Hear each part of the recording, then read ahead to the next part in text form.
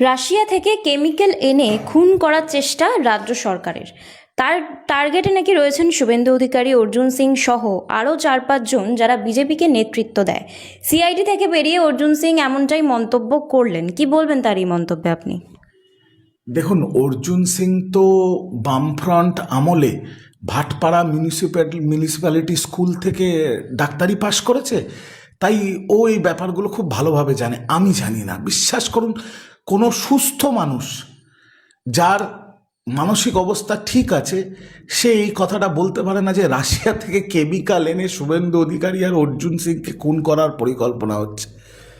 Arjun Singh BJP, তারপর তৃণমূল, তারপর আবার বিজেপি, তারপর আবার তৃণমূল, তারপর আবার বিজেপি করে ওর বড় দাদা শুভেন্দু অধিকারীর মতো ওর মানসিক অবস্থা খুব খারাপ, মাথাটা সম্পূর্ণ নষ্ট হয়ে গেছে। তাই ওর এই কথার উত্তর দেওয়াটাও আমার মনে হয় যে মূর্খামি হবে। এগুলো পাগলের প্রলাপ ছাড়া আর কিচ্ছু না।